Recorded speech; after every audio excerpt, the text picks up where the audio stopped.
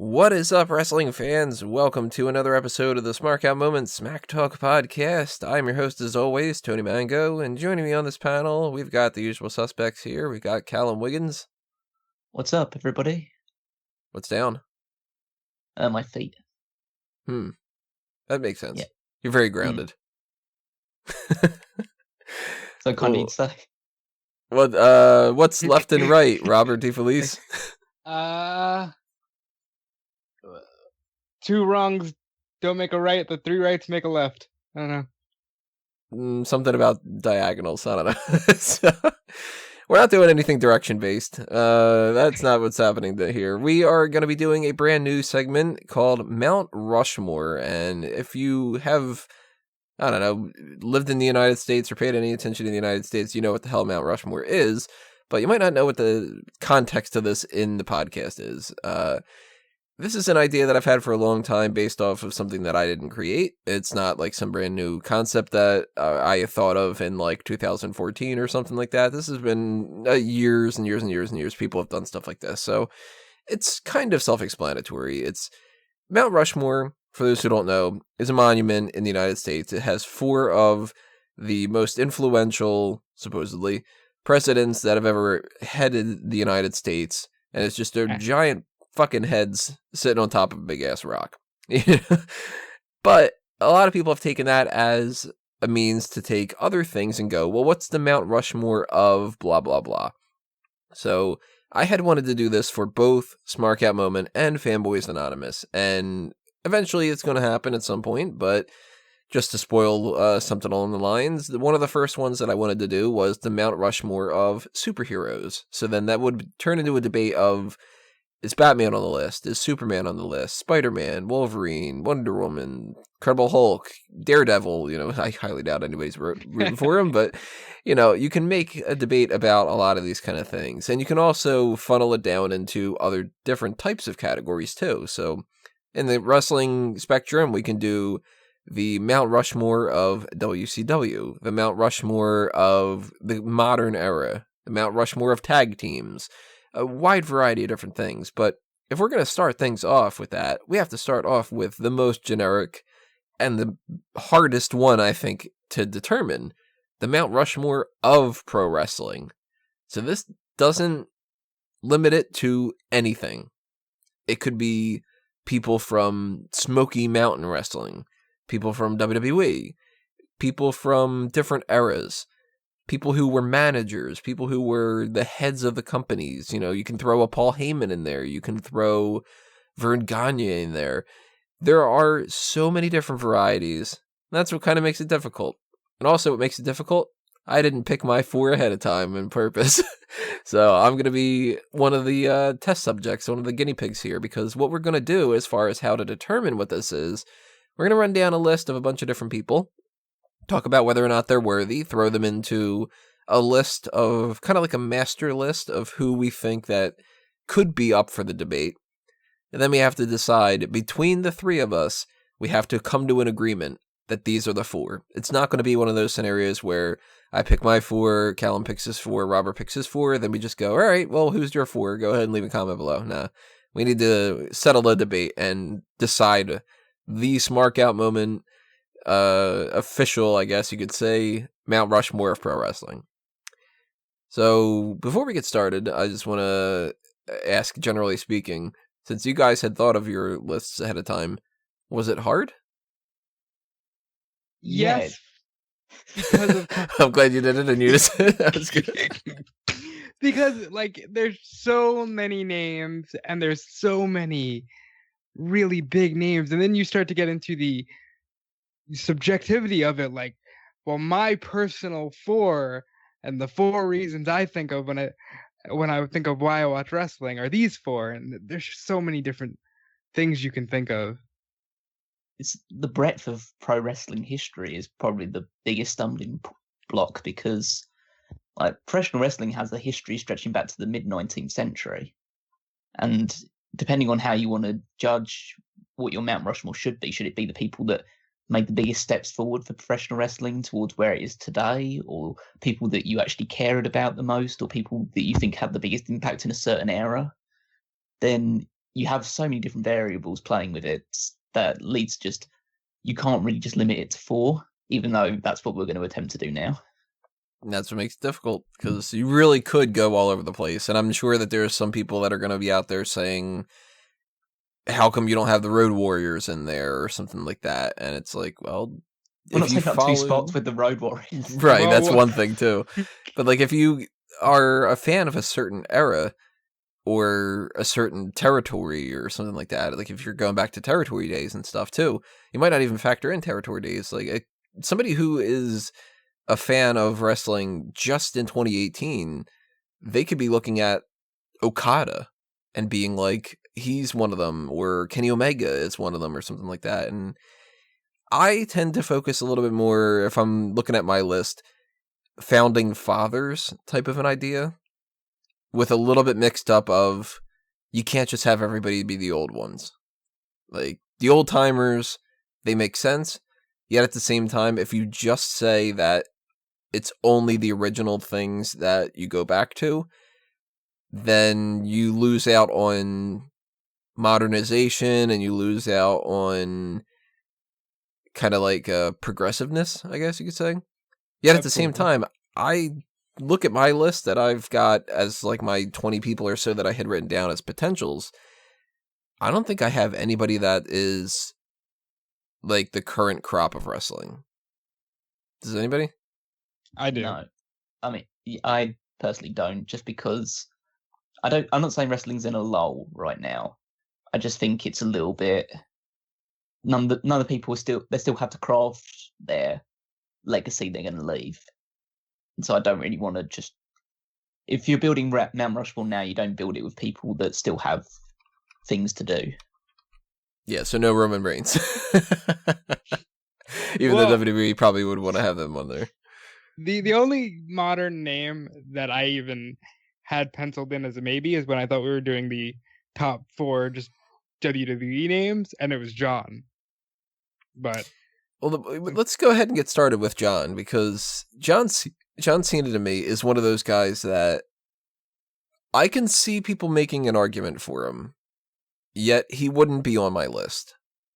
And the main reason why is because I think he's representation. He's kind of one of those guys that, like, he's always compared to somebody. It's like the new John Cena is what we call Roman Reigns, but John Cena was what we called the new Hulk Hogan, or the new Rock, or the new Austin. And it's almost like he's just kind of picking up where they left off a little bit, more so than necessarily trailblazing in a way that hasn't been trailblazed before. But that's not to say that they didn't call Rock the new Hogan. Right, that's where things get a little tricky. I kind of look at John Cena as he was the big face at a time when WWE became more of a machine that was able to churn out wrestlers and basically just like wrestler comes in, wrestler goes out. It doesn't really influence it, and nothing's going to stop the machine from going forward. Like, it was John Cena came in at a time where WWE was the only real wrestling promotion of any note, especially in America, but like pretty much worldwide at that point as well. So he didn't need to be great at what he was doing, because if WWE were going to push him, they were just going to push him, and nobody could do anything about it. Because if you like professional wrestling, you were watching WWE when John Cena was on top. And that's a very good point. The reason I had him penciled in as a maybe is because I do look at him as somebody who really held up some kind of reputation for the company and the industry when it wasn't all that hot. So people, won't know too many wrestling names from this era, but they'll know John Cena. And when looking at the cornerstones of what is the top promotion in the world, I think he has to be considered at the very least. Yeah, he's in. I have 3 tiers of the people that I had written down. There's like I'm pretty sure these 4 are going to come from this group. And then there's the second tier of like, you can make an argument, but I don't think so. And then there's a tier of, you got to be kidding me, these people had these on there, like that kind of a thing. Even though they're still big names, that's the thing too, because nobody in their right mind is going to be like, Virgil should be one of them. It's like, it's not the case. But I do think that Cena is like right on the cusp of being there, yet just misses out. And if this were like a top 10, of course, there's no debate whatsoever he's on there. No, there's definite debate. I wouldn't put Cena wouldn't be in my top. Cena wouldn't be in my top 20 for this. Really? He's not that important. He was the biggest star at a point where WWE was the only like thing for pro wrestling. I'm looking at people that were like trailblazers and important milestones where wrestling was evolving. He was at a point where wrestling was stagnating. All right, so let me throw out a name. Let me throw out a name here. Would Dusty Rhodes be on your top 20? No. He's in my second tier with John Cena. Okay. I think Dusty Rhodes is one of those guys where it's applicable when you start looking at beyond WWE. And I'm more of a WWE guy, so I don't have that connectivity where some people, Dusty Rhodes was the guy. And the guy for a lot of different people, like he was a big name. He did trailblaze in a certain way. He had his feud with Ric Flair, and that was the type of thing where that was the focal point for so many different people and everything. But then I look at his career in WWE and I go, well, he didn't really do anything. Like, he was a big step in like NXT, and he still was somebody in WWE, but he didn't win a world title. He didn't win any titles in WWE. He won no titles. So I don't know, like if you didn't do something in WWE, I kind of tend to think that invalidates you a little bit. You're not going to like a lot of my list then. I want to hear your entire list. I'm very intrigued. But knowing the way Tony thinks, that's why I had this like really bogged down WWE centric list. Because I know the way Tony thinks. I'm not going to count out to whatever Tony thinks with this stuff. He might be the head honcho Smark at the moment, but my wrestling tastes extend far further than the big company up north. Well, that'll be an interesting thing if we get to a point where it's like you have four completely you guys will different disagree people. with it, but like I'm just using this as a platform to test my wider wrestling knowledge. Let me toss out a couple names here that I think were on like the laughable type of spectrum that I had seen. And by laughable, I don't mean that these people are bad. I just mean that it's like, I really don't think there's much of a discussion. Chris Jericho being one. Jericho to me is a guy that he is super good. And you can make a case that he's one of the greatest of all time. But he kind of came in as like, I want to be a Shawn Michaels, and I want to do this kind of thing, and I want to be a little bit of a Ric Flair, and he sort of is just like the next step of that. I don't think he takes a spot up. I think this is right away with that name, you just start getting into maybe somebody's giving their own personal, this is my top 4. This is my Mount Rushmore of why wrestling is great.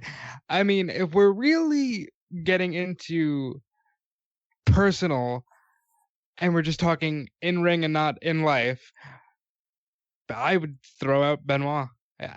Like from a personal, just in ring, why I love wrestling, Benoit might make my list. That's why this discussion is so difficult.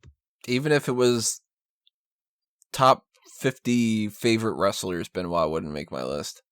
Not even like influential and stuff. I never really thought Benoit was like beyond the spectrum of just like, he's good.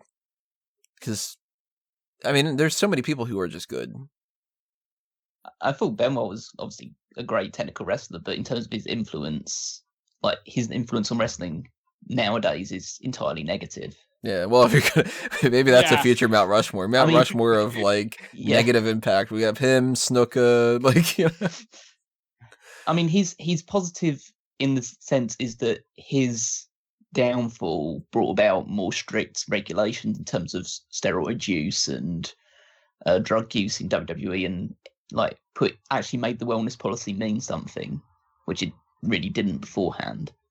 That's but true. but he had to kill himself and his family in order for that to happen. So I'm not going to put him on a Mount Rushmore because that will just be defamed immediately. Again, I'd like to clarify. I was saying if we're talking about in-ring ability and we're talking personal favorites. Another name that I had seen some people on the internet saying, and this one I think is a very easy one to just blow past, Goldberg.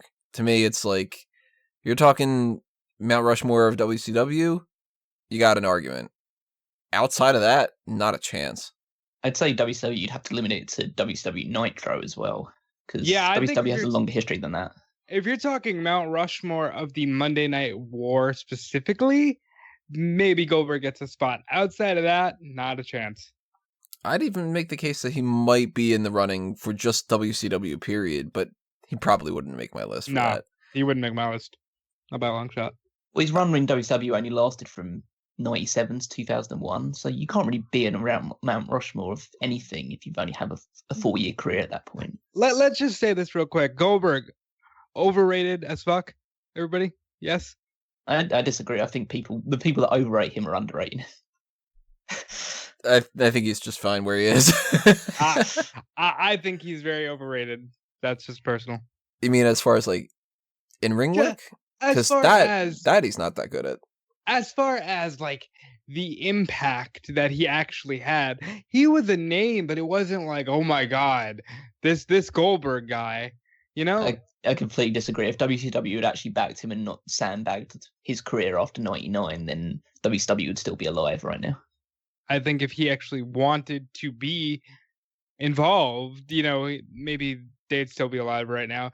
But the reason why I'm not going to turn this into a debate about why Goldberg hated his time at WCW. The Goldberg podcast. This is a different subject for a different day. We can have an argument about it later on in the Facebook chat or something. Some other names that I think that we can blow past pretty easily. Jerry the King Lawler.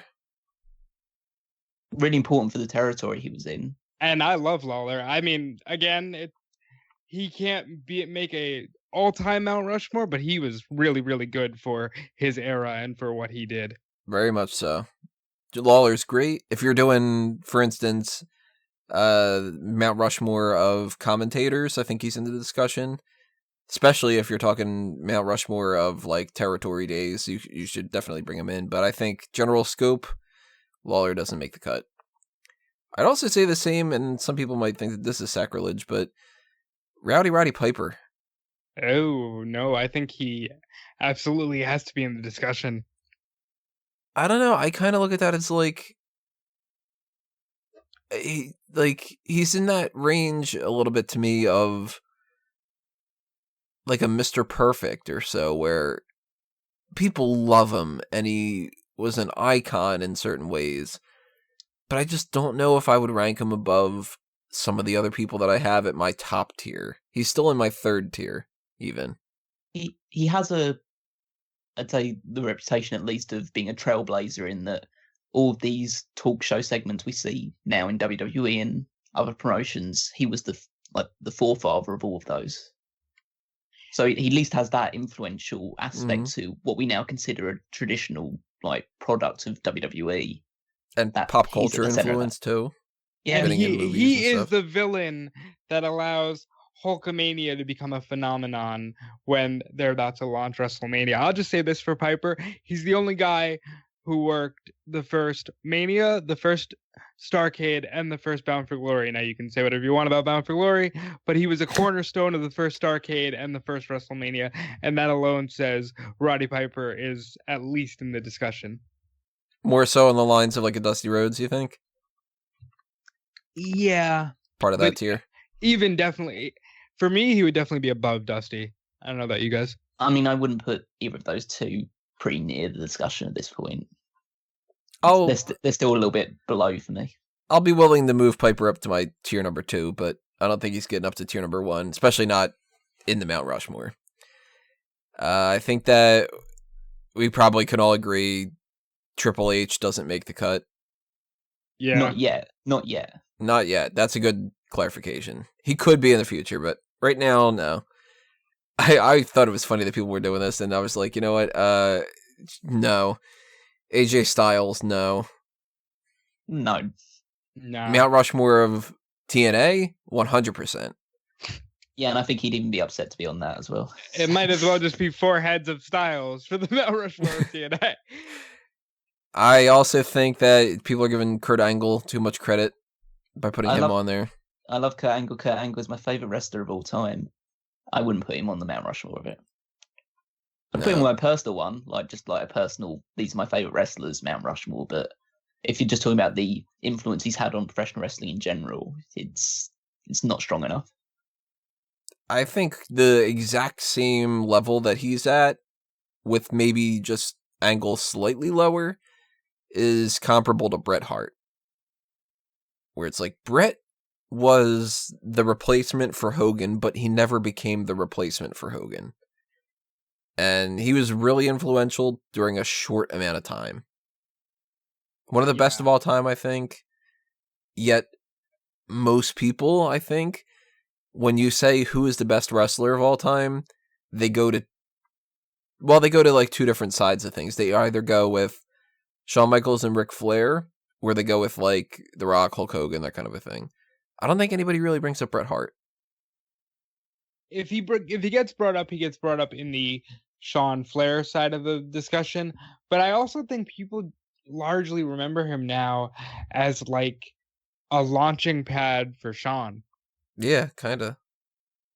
Like, you intrinsically tie him into the Montreal Screwjob, and that becomes his biggest legacy. And since Shawn worked till 2010 and Bret did not, I think Shawn just elevates himself above Bret through that alone.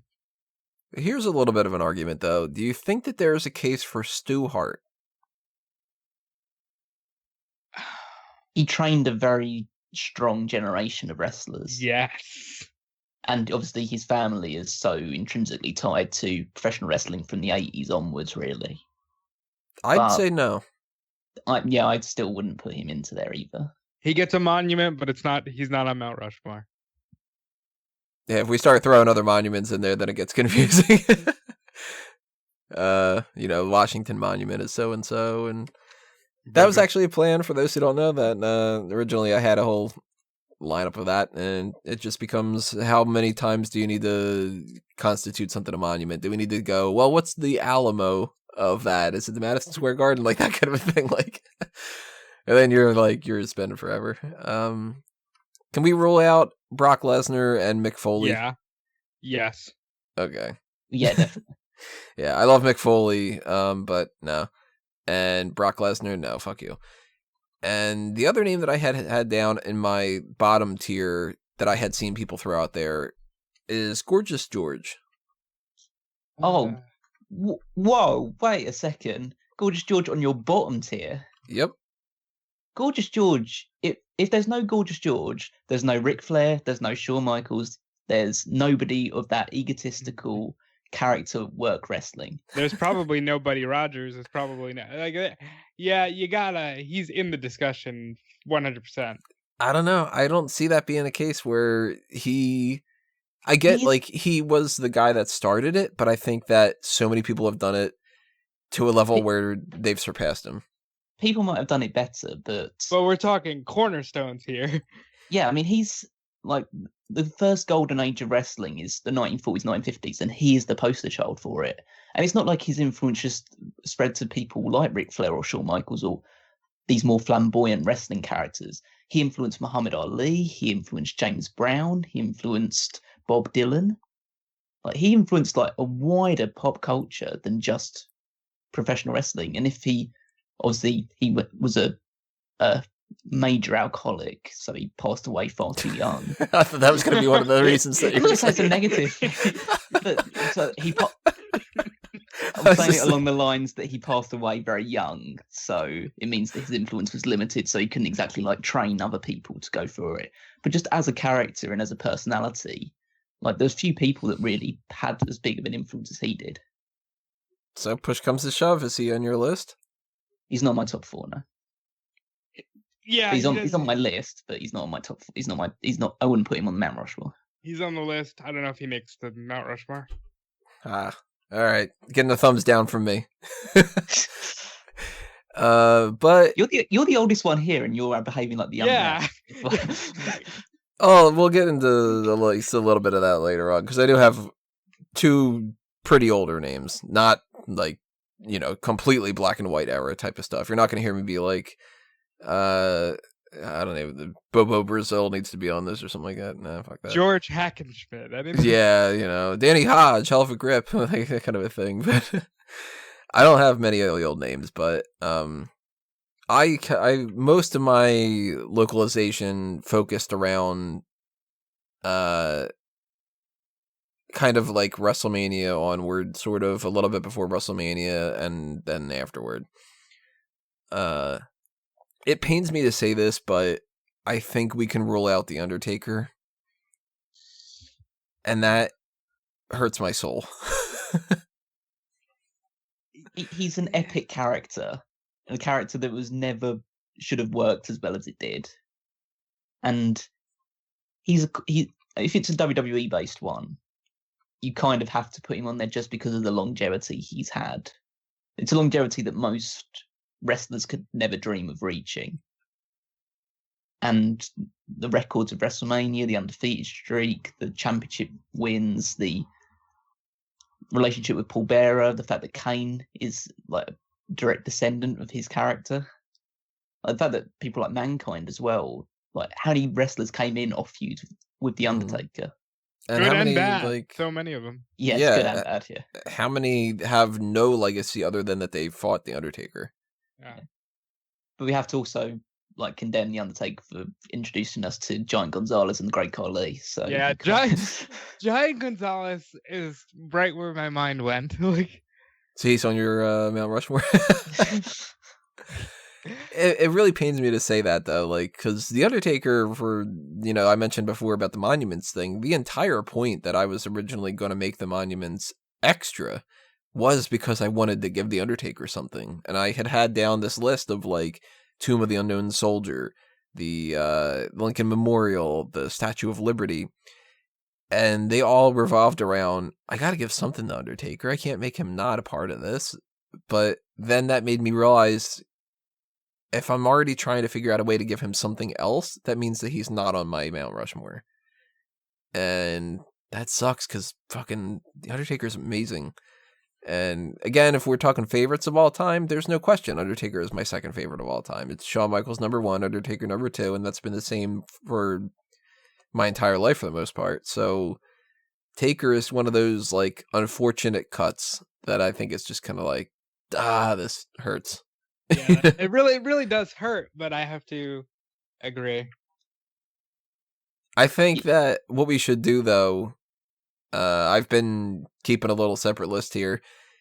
Anybody that I think that we've had a decent enough discussion about, I've been putting a pin in. Because if we can't quite decide and we need to come and do a second string type of person, I think Undertaker's in the discussion there. Right now, for those names, I've got Cena, Undertaker, Dusty Rhodes, Rowdy Piper, and Gorgeous George. There's the only ones I think we can try to make any kind of arguments about so far. So far, yeah. What do you guys think about Vince McMahon? Yes, 100%. Yeah. He's not a wrestler, but he's the promoter of the Juggernaut company. And it's not so much a sense of he changed professional wrestling.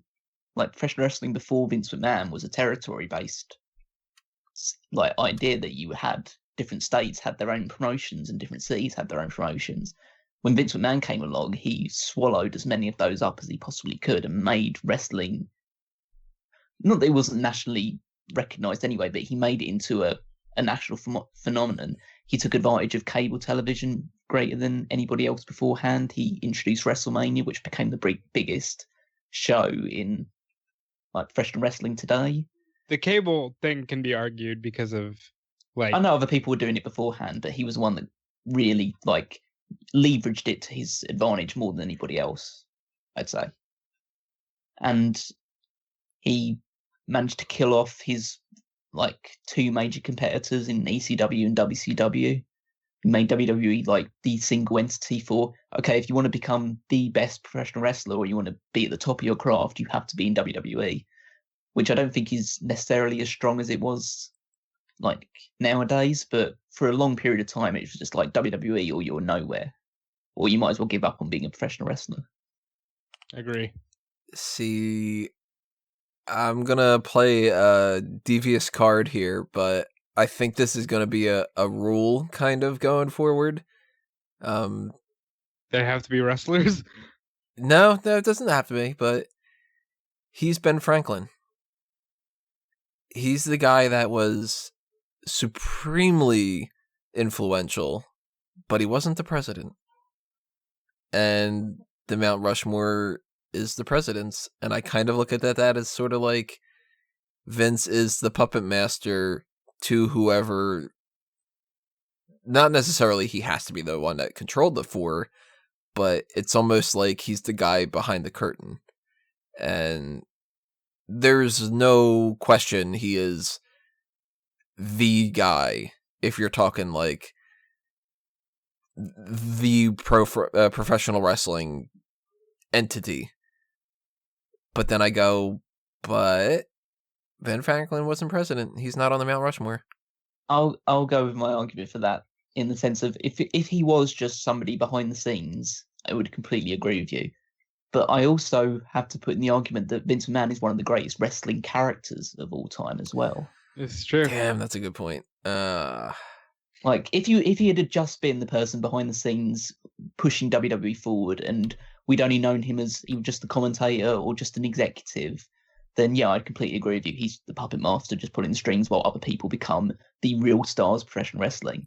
But Vince is a character, and his character is one of the key reasons why WWE became so popular during the Attitude Era.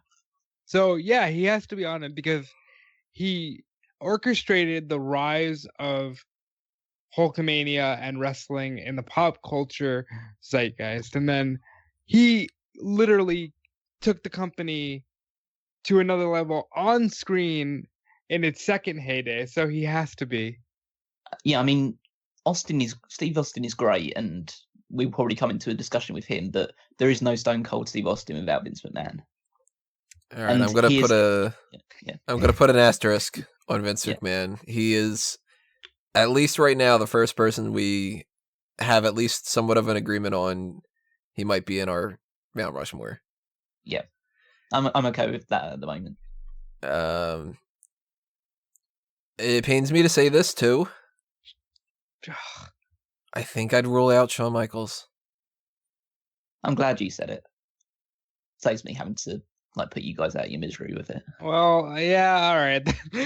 I guess you got to rule him out because these are for the really big main four. And as much as I love Shawn, favorite wrestler of all time, he doesn't get the Mount Rushmore.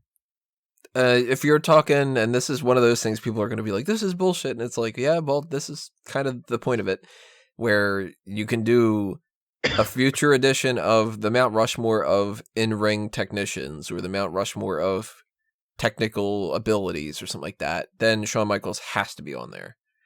But this factors in popularity. It factors in reach,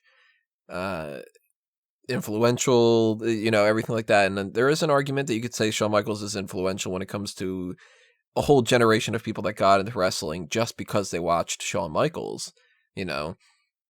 How many people have we seen in the past 20 years that have been like, Shawn Michaels was my guy? Dolph Ziggler, to a certain extent, even like the Chris Jerichos, and anybody who really has like tights and long hair tends to be like, oh, it's Shawn Michaels. And even the people that don't have that type of a body shape, they're like, yeah, Shawn Michaels was my guy. Even like a Big E is probably like, yeah, Shawn Michaels. Like, you know what I mean? He's up for the debate, but I think that when push comes to shove, I go with the lines that Shawn Michaels is a great wrestler, and you could probably count on one hand people that had all the elements of being a wrestler up to the level that he had.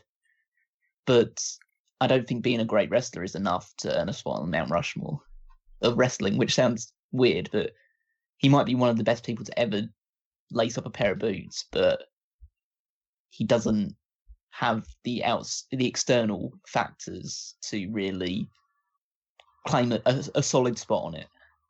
I think if the time period that he was on top, if it would have been longer, and if he would have had more mainstream popularity, then he starts really getting into the discussion. But he really wasn't on top that long. And he was more of like that workhorse. And that kind of hinders him a little bit. You have to rule him out for the same reason that you rule out Bret. As much as we love those guys, that era was the lowest era for the company. Well, arguable, I guess, with today's era, but that era didn't draw as much attention. And if Shawn didn't, exit right as the company was coming into prominence, maybe he'd be in the discussion. Yeah. That injury really fucked him up too. Yeah, but without the injury, Shawn Michaels will probably be dead now. So it's probably the best, really. That's a good point.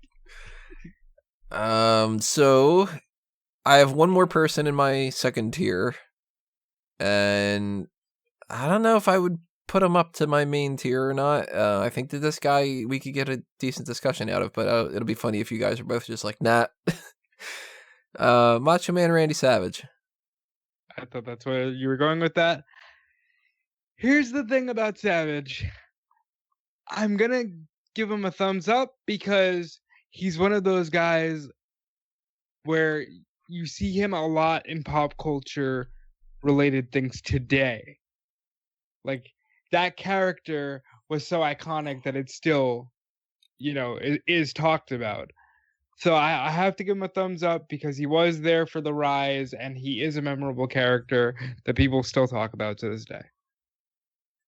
All right, Callum, tell us why you shouldn't be. Tear it down. I could feel the energy. I love Randy Savage, and Randy Savage also is influential in the sense that he was one of the few wrestlers that would essentially craft his matches before they would go on. It's something that wrestlers didn't really do before him too much, where he would pinpoint which spots he was going to do. He would try and craft a story and work with the person, whoever he was doing with. My main issue with Savage is the fact that he was never really the guy in any promotion he was in. Yep. That's fair enough. That's where I put him in tier 2. Yeah, and in any promotion he was the guy in was, again, a territory-based thing, which isn't like meant to be a knock on him if he was only working in a regional area. It's not to say that he wasn't a huge star, because he was, and he did transcend professional wrestling with whether it was with the Slim Jim adverts or just being in the rock and roll wrestling era. But in WWE he was second fiddle to Hulk Hogan, and in WCW he was second fiddle to Hulk Hogan. Fucking Hogan. So whether he was a better wrestler, which I believe he was, and he was a better promo than pretty much anybody in his era. Like, you'd probably put him and Piper on a similar level, but beyond that, few people really had the cerebral promo ability that he had. But I just don't think he stands out as an individual enough. He's always in the shadow of Hogan. But I'll be honest and say, if you mesh the positives of Hogan with the positives of Flair, you get Randy Savage. Randy Savage, to me, is the best of that era, and I can completely understand why you're going to give him a thumbs down here, Callum, but I do think he's underappreciated, in a sense. 100%, but it's just the idea that nobody in the biggest promotions, they had another guy, essentially. They had another guy, whether it was right or it was wrong, they had another guy they wanted to push more than him. So I think that your point there of Savage is Hogan plus Flair, yet he's still the B version of both, kind of. Yeah, he's like it's lesser than the sum of its parts, almost, really.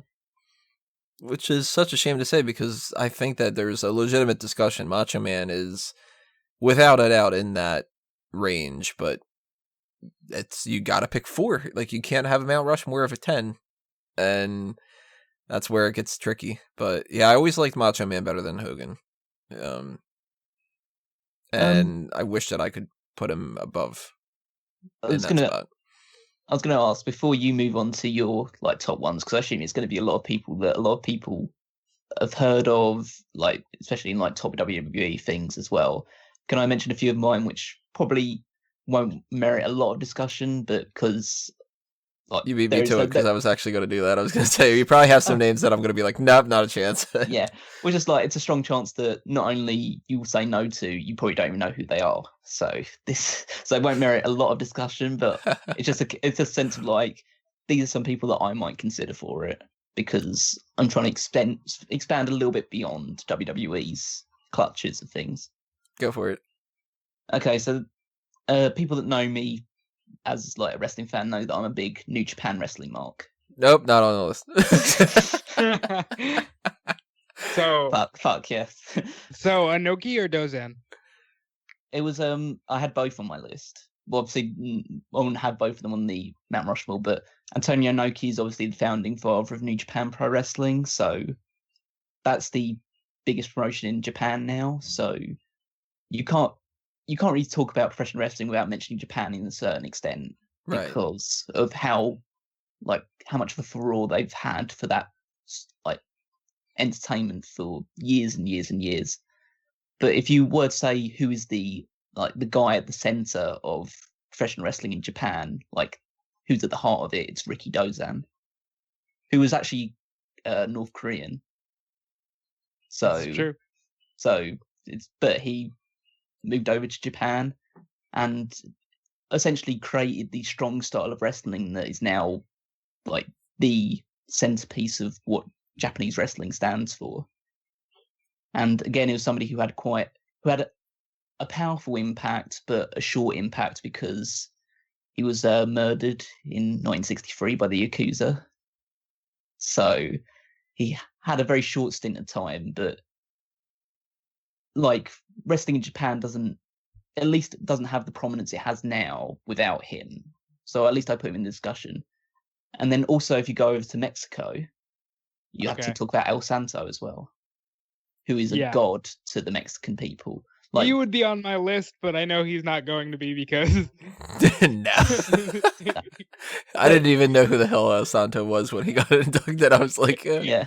But he's like Lucha Libre is a very well known and very well respected wrestling tradition, and he is like he transcends everything in Mexico towards like he wasn't just like the biggest wrestling star, he was like a national hero in Mexico.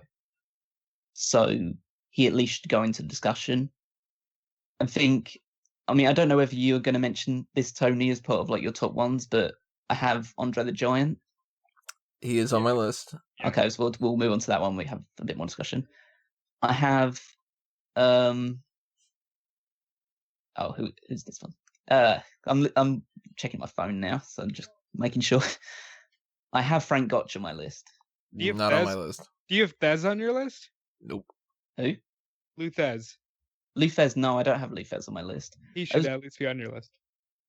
Don't tell me who should be on my list. He should be on your list.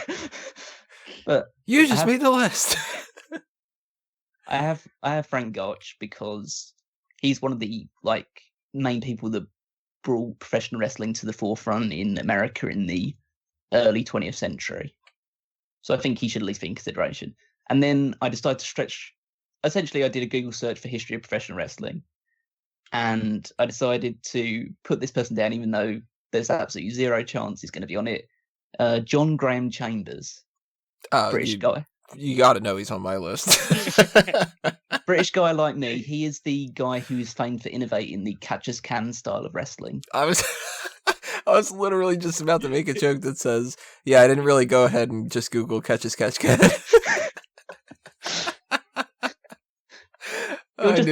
You're burying my hard-earned research here. Fuck it, I don't want to do the Mount Rushmore.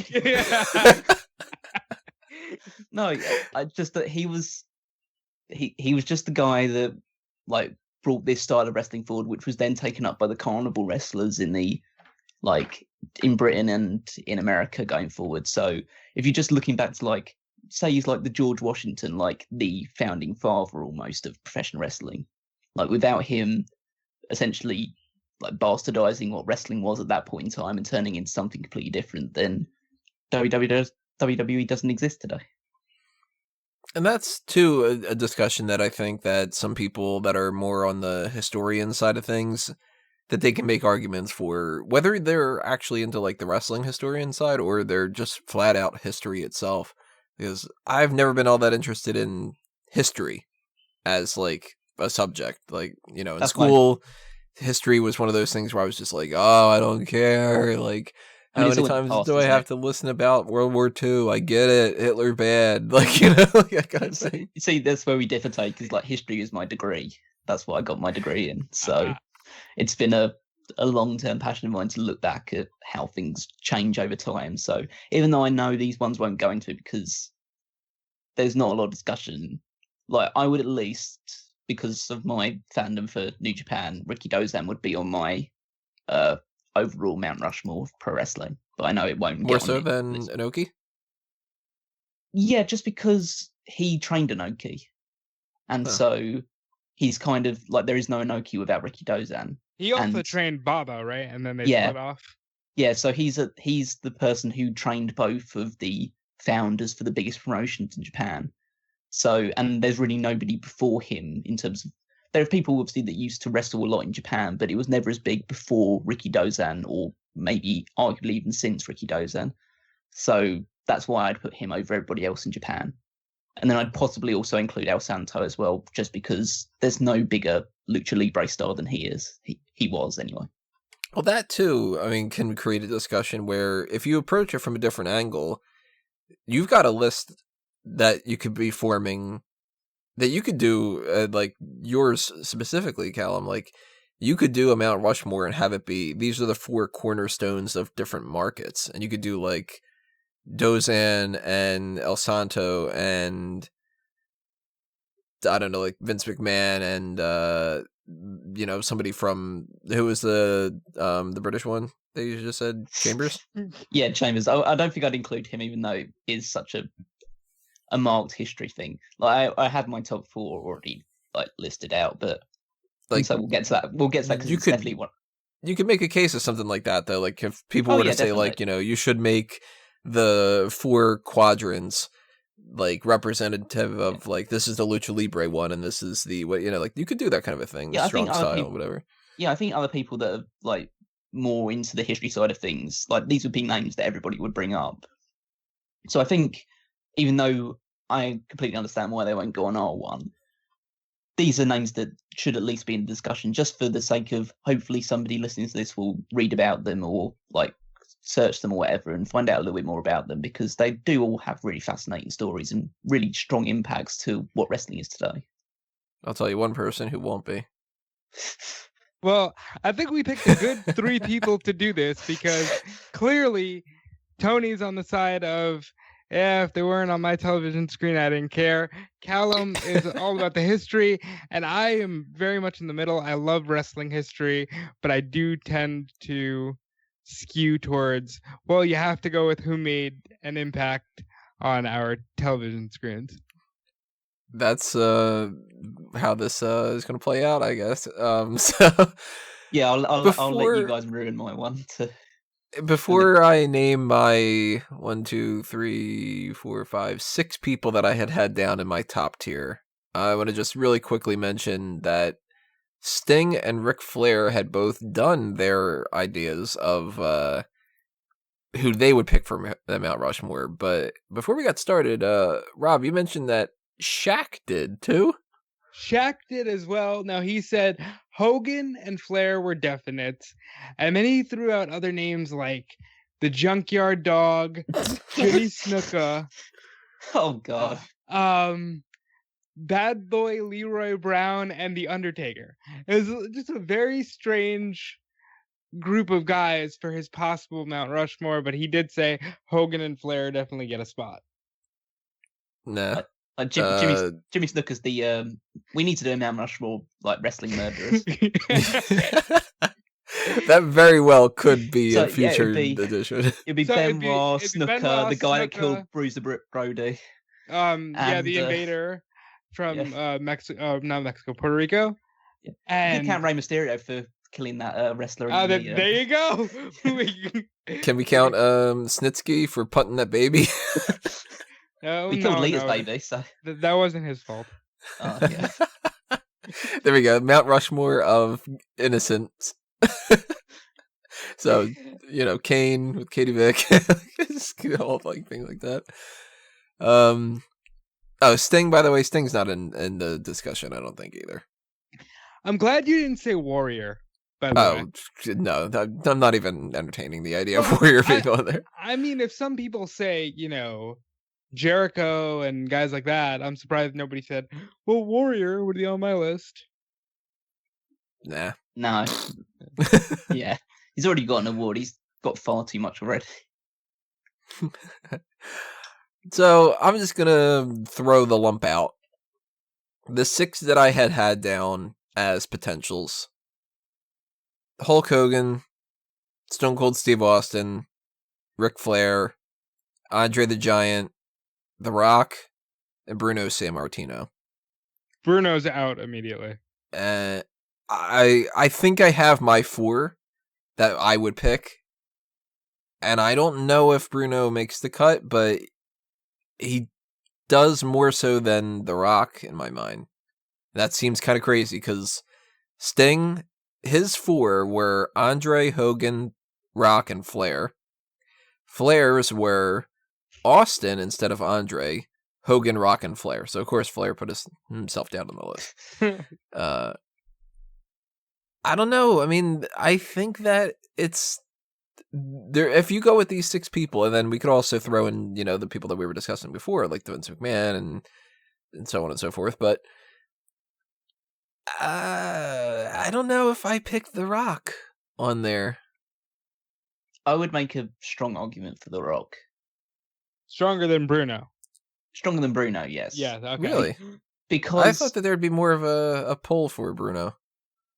The main thing about The Rock that I think puts him further ahead of Sammartino is that if you are someone else who doesn't follow professional wrestling who Bruno Sammartino is, they may not. I mean, they may know if they're old enough or they were watching at that sort of time. They may know who he was, but The Rock is like nobody doesn't know who The Rock is. Like he's the biggest movie star in the world. Highest paid and the number 1 name in the world right now. I think you got to talk about The Rock. If you're going to qualify Bruno, then honestly, I'm not being funny, then we can talk about Santo. Like, Bruno was regionalized to the Northeast Italian market. If we're going to throw him in there, I don't care if he just happens to have the lineage that WWE traces itself back to. If we're talking about him, Santo's on the list. So Bruno's out for me. I think that here's where I didn't have Bruno in my 4. If you sort of start combining people into like categories, like how I had mentioned before, that you could go with like Dozan for strong style and you can go for El Santo for lucha libre and whatever. If you classify Bruno as territory, I think you can make the case that Andre takes that spot over Bruno. Like, that he's, like, territory, kind of. Andre was territory, yes, but he transcended. Andre is pop culture. Bruno is not. Bruno, right. I would only put on Mount Rushmore if we're talking regional, like we said with Lawler. Lawler in a territory Mount Rushmore, he's on there. So is Bruno, but not in an overall. Well, can we all then make an agreement, at the very least, we have to push Bruno out, and he's not in there? Yes. I don't want to discredit him too much with that sort of thing, because I understand completely where you're coming from with that, Rob. But he still has a tremendous impact on professional wrestling, and in terms of WWE's legacy, at the very least, like, he is like the starting point almost, really. But yeah, I wouldn't put him on my Mount Rushmore. All right, I'm striking him from the record. Bruno is no longer in the running. Let's go back to The Rock, because The Rock, to me, it's sort of like, well, how many spots do we have left kind of a thing. And I there's no argument. The Rock is insanely popular. He was a fixture of the Attitude Era. He is one of the most well-paid entertainers ever. Does he have a star on the Hollywood? Yes. He should, at the very least, if he didn't. He's the guy in a lot of different regards, but I also kind of go, well, The Rock fought for that top spot with Hulk Hogan, with Stone Cold Steve Austin. And then I start arguing with myself and go, can you put them both on there, or do you have to pick? If you have to pick, there's a chance that you can go with Austin over The Rock. Although, I will make the concession, even though I think that Austin is more popular as far as he's like the wrestling guy that people would refer to in that way, The Rock has had a far more expansive career. And that gets difficult. Do you go with Austin, do you go with Rock, or do you go with both? It becomes a weird situation where it's like it's a wrestling Mount Rushmore, and it's the argument that Austin was arguably a bigger star than The Rock, and when they were both together during the Monday Night Wars. But if you transcend beyond that and just try and do a list of wrestlers that have been hugely influential outside of both like inside the ring and outside the ring, like Rock blows Austin out of the water in that regard.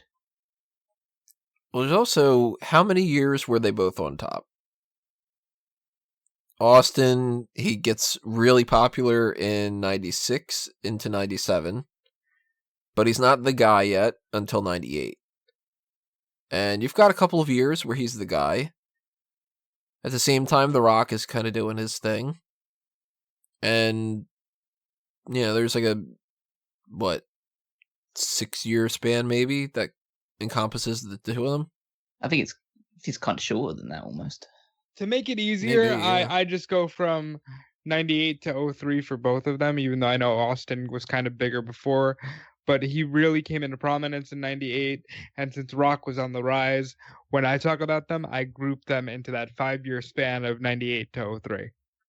Which that makes me kind of weird because I go, well, they are, of course, like this like top tier type of Supreme character type wise. But if you go, that was a 5-year stint. Think about 5 years ago from 2018. Isn't it crazy how like 1 year used to mean so much more? And now it feels like nothing's changed. Yeah, nothing changes as much anymore. Yeah. It's 3 years since Daniel Bryan had wrestled, and it feels like it hasn't been like an entire era.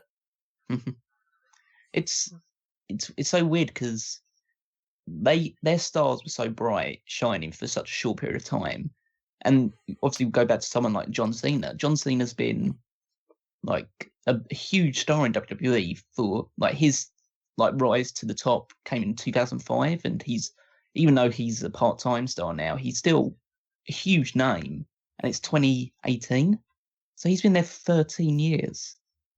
And which is why I made the argument on his behalf, because he really encompasses everything from like he has the longevity of a Bruno with the popularity and notoriety of a Hogan or Rock. I see that's where you lose me a little bit. I think Cena doesn't have half the popularity of the other guys had in their short stints on top. I think it's more along the lines of Cena's longevity is a detriment to him as opposed to a positive.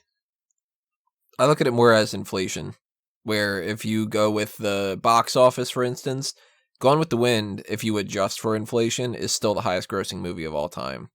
Yet, it didn't gross $2 billion. Yeah. I can understand that argument as well. Yeah, I like that argument. So I'd push John Cena out. I think that if you're going to go with a John Cena type, you would go with somebody like The Rock more. Okay, so let's go with what you mentioned earlier, that you have to choose either Austin or The Rock as part of this. You can't choose both of them. Which one goes on to? Do you guys agree with that sentiment? You you have to pick The Rock or Austin and you can't go with both? Or do you Yeah. think that there is an argument that you should go with both? I think that there's more so you have to pick.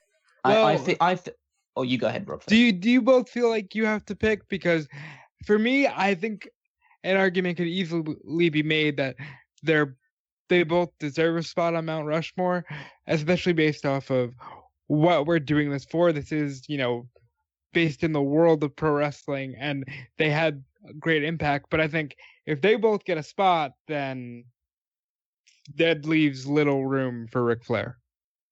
I think I was just going to say that it's an issue in the sense that they both represent the same era of wrestling. Yeah. And so you can't really include both of them into it, because you're basically saying, with that, you're saying that the Attitude Era encompasses half of what made professional wrestling great in its long, like we'd say, like centuries long history. Bingo. This 5-year span was the greatest it ever got. Which is weird. Arguable. Yeah, which is arguable that isn't true for the first sense. And even though it's saying that we, as fans, our ages, remember really fondly, doesn't mean that it was the be all and end all of what wrestling was and ever will be. I don't know, man. Like, sometimes I'm a bigger fan of history, so I can, understand that, yes, it was a very brief time period, but sometimes you'll hear some people talk and they'll make you think it was that Hogan era in the 80s and that Attitude Era in the 90s, and nothing else in between or after or before ever mattered. That is true, but in my mind, there are three real boom periods for professional wrestling in the United States, which is the 40s and 50s, the 80s with Hogan, and then the Attitude Era. And so it makes sense to include somebody from each of those ones, but I think including two people from the Attitude Era is a little bit too inflated. I think when push comes to shove, we got to triumvirate, and it'll end up being majority rules type of thing. And I think that even though we might have to revisit it based off of future discussion about the 4 people, I think that at least right now we got to put a pin in the idea that we have to pick between Rock and Austin, and that we can't pick both. Because there are other names too. It's not like we're like, we're scrounging for it. I second that motion. The ayes have it. We have to put Hogan on this. Yeah. No, we don't have to put Hogan on this. The ayes have it. We're not even going to discuss this. I think it's worth discussing, but go ahead. Okay. How should Hogan not be on this list? Hogan is a huge star from the 1980s and 90s. Exactly. Both in on the list. Both for WWE and WCW. I'm gonna argue both sides. I'm not gonna just immediately say, well, he shouldn't be on it without pointing out his good points, because he definitely does have reasons why he should be on the list. Don't just I'm not Drew or anything like that. I'm not just gonna say he's the worst of all time or anything like that, or he's a racist or anything along those lines. But my qualifier with him is the fact that he's a poster child for rock and roll wrestling, the time where wrestling becomes as big as it does in the 1980s. It was a real golden period for wrestling. My issue with Hogan is the fact that he was the poster child of a machine that was driven forward by Vince McMahon. That kind of goes into what I was going to say. If you don't put Hogan on the list, then you have to put Vince. Yeah, so if I was having to choose between the two of them, I'm not saying we have to choose between the two of them. We might include both of them on the list, but I'd put Vince over Hogan because I see Hogan as such a huge, prominent star for professional wrestling. And it's difficult to argue against it, really, when you just think about all the aspects of it. But it was Vince really pulling the strings of getting wrestling in the right places and putting it towards the right people and getting WrestleMania all sorted. Hogan was such a huge, integral part of that. But I have an issue putting him onto it, mainly because, and this probably shouldn't come into discussion, but it sticks in my craw a little bit. He's not a good wrestler. I'll counter the even though he isn't really a good wrestler like that, and there's no counter for that. I'll bring up the idea that with Hogan, we tend to go straight to that 80s type of period, but we also have to give him credit. NWO. Oh yeah, definitely. Like he was the catalyst for the hottest period in WCW's history. And that to me makes me go, well, shit, he's really at the top of two companies for long stretches. And he's the guy, and he's influential in instituting a brand new era, kind of. We also have to remember, and even though I know I'm fighting against my own argument of why he shouldn't be on it by saying this, but he was also a huge star in the AWA as well. Like, yeah, that got him to the point where he, from there, he went into WWF. Yeah, box office alone, Hogan belongs on the list, and the only way that I would be comfortable not putting him on is if we put McMahon as the puppet master for the 80s and the heel of the 90s in his place. But if you're not gonna concede to Vince, then Hogan has to be on this list. I think, like, when push comes to shove, we might end up putting him on it. I just don't want to make it seem like, oh, we have to put Hulk Hogan, like Hulk Hogan's like first name on Mount Rushmore's list. I think there's a lot. There's at least a discussion. There's at least a lot of wiggle room for him.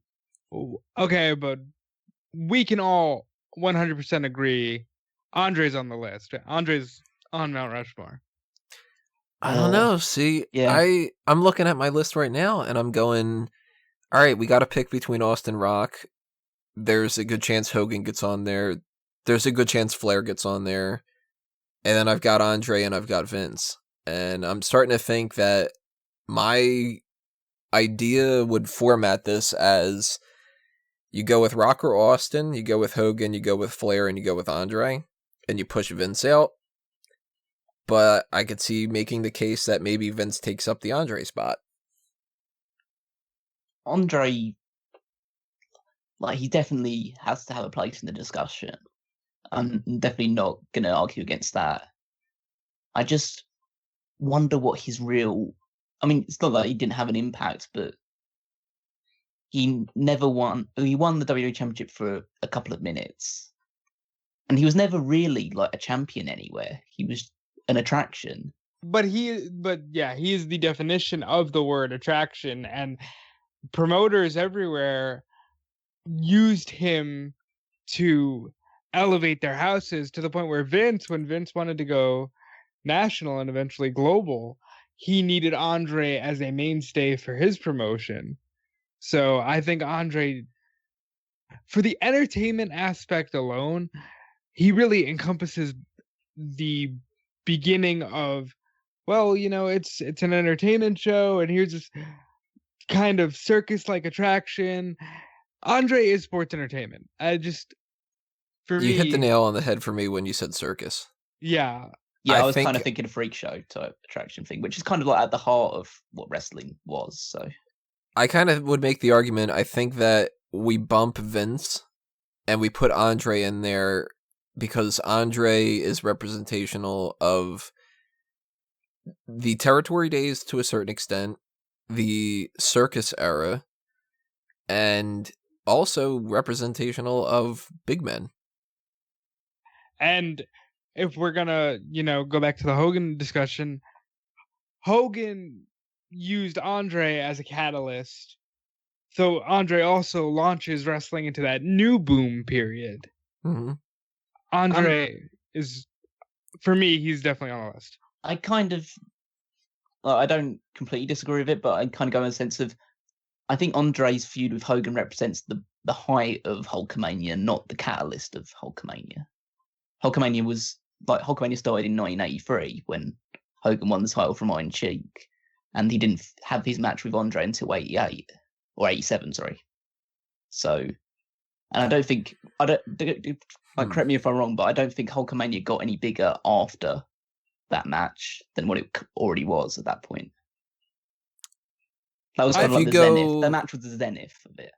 If you go with, like, Iron Sheik is the inciting incident for like plot structure, Mhm. then Andre's like the climactic battle at the end. He might be the crescendo, yeah. And then you've got like the build up to Andre at the crescendo is Piper and Mr. T and King Kong Bundy and whatever, like that kind of a thing. Yeah.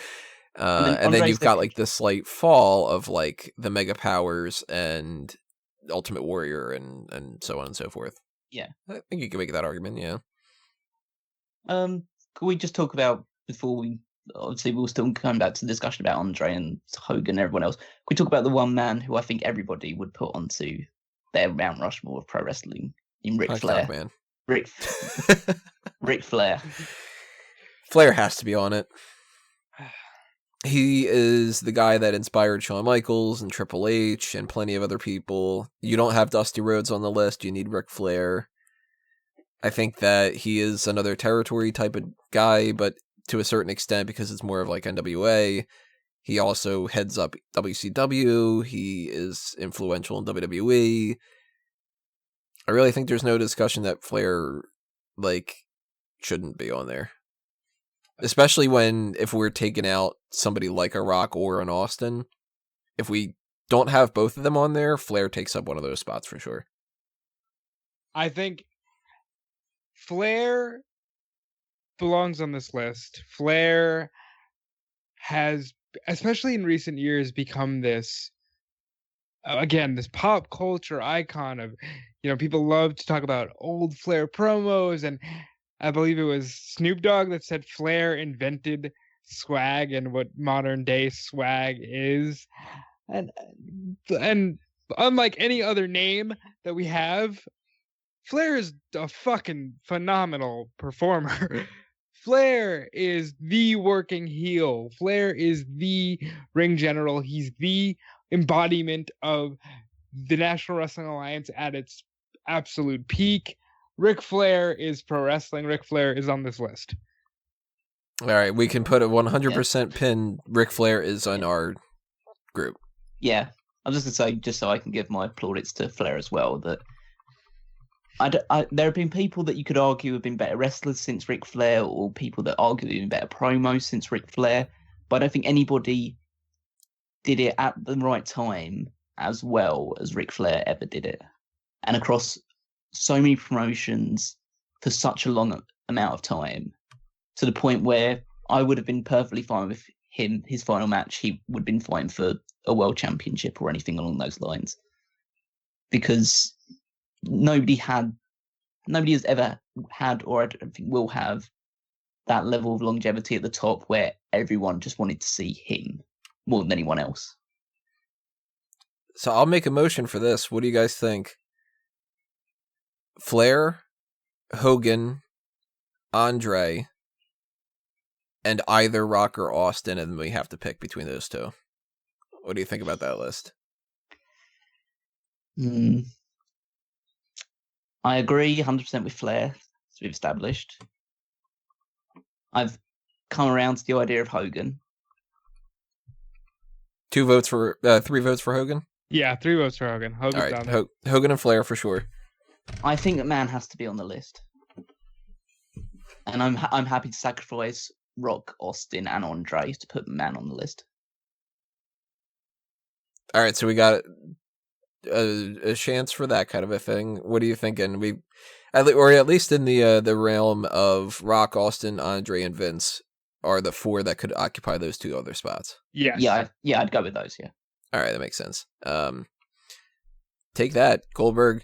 Are we not? So we're definitely not going for that Chambers guy. Or So we're not going to go for Don Morocco or whatever. All right, so then can we kind of combine this as we have to pick an either Rock and Austin, or as Rock and Austin for 1, Andre and Vince for 1? I can agree to those terms. Like you're saying, so it's either Andre and Vince join Hogan and Flair, or Rock and Austin join Hogan and Flair? No, I mean Rock or Austin. Oh, we Andre have to or get one Vince. of each. Yeah. Yeah. All right, so then I think the easier discussion is, do we go Rock or Austin? You guys have kind of won me over. I think I'd pick Rock over Austin. It's not to say Austin was the guy during the biggest boom period in wrestling. Like the Attitude Era is Stone Cold Steve Austin's era, but I think just for how things have happened since then, and the fact that it was very short. Not that both of their careers were very short anyway, but how Rock has managed to. He'll always be linked back to WWE, but he's transcended it to a point where he's Hollywood's biggest star. But he'll always have that connection to WWE, which means when people think of Dwayne Johnson, they'll of course think of all the huge movies and the box office success, but they'll also think of The Rock. Yeah, he's always Dwayne The Rock Johnson. Yeah, which means he's always kept his roots. He's always kept to his roots in wrestling. So I think the fact that if he just completely disconnected himself from professional wrestling and said, "Okay, I'm an actor now. I'm not a wrestler anymore," then I would have gone with Austin instead. He tried. Didn't work out too well for him. But the fact that he's still connected to WWE and the fact that he still like bears that moniker, he still has those catchphrases, then I think The Rock goes in ahead of Austin. What are you thinking, Rob? So far, we've got 2 for The Rock, so it kind of doesn't matter, but still. And I'm going to play devil's advocate and say, for that reason alone, I got to lean more towards Austin because we are more wrestling fans. And since Austin really helped out the industry in a time where it needed the kick in the ass. And don't get me wrong, Rock rose from that and became a bigger star out of that. But if Austin didn't ignite the spark, nobody gives a shit about who Dwayne Johnson is. It's a fair argument, but no, I think I think that means we should sum everything up at the end of it with our honorable mentions of like. Austin would be on our list of if we could do a second Mount Rushmore, Austin would be in that running. Yeah. And so would whoever we don't pick out of Vince and Andre. I'm gonna stay to my argument that Vince is the Ben Franklin and he gets the shaft and then it goes to Andre. That's my vote. Shit. Since Callum and I double teamed, Rob, you should go for this one. What do you think? Don't give him an opening. I think since we didn't have Austin and we have Hogan and Flair on this list as Rock and Wrestling and Territory wrestlers respectively, and since Vince McMahon is the guy when you think of wrestling, I'm going Vince. 1 for Vince, 1 for Andre. Callum, you're making the decision here. Oh God, so much pressure. The entire history of the website depends on you. If you make the wrong decision, no, I'm just kidding. I'm actually cool with either of them. Yeah, I'll make the wrong decision for somebody. Somebody's like on tenterhooks right now, just waiting for this announcement. Part of me wants to go with Andre because while Vince is obviously the huge name in WWE, Andre's legacy extends beyond WWE. Even though his biggest successes are arguably in that promotion, he was huge in Japan. I mean, obviously he was huge everywhere because it was Andre, but he was a big name in Japan and in other territories as well.